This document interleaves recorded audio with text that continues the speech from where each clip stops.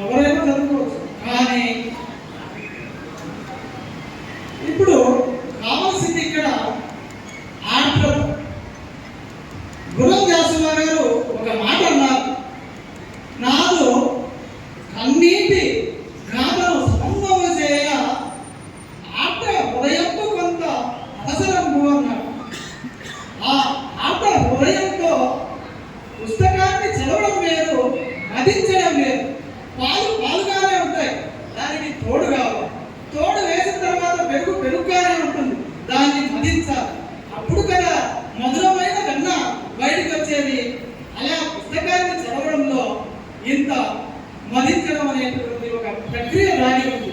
అందరం చదువుతాం, కానీ మదించిన తర్వాతనే దాంట్లో మాధుర్యం బయటపడేది. మరి ఆయన రాసిన పుస్తకాలలో ఆయన తీసుకున్నటువంటి ప్రతి కళని కూడా ఆత్మ హృదయం ఉన్నటువంటివే తీసుకున్నాడు. మరి మాట్లాడేటటువంటి నాకు కూడా ఆత్మ హృదయమేనా? మీ అందరికీ తెలియాలి కదా ఎంత ఆత్మ హృదయం.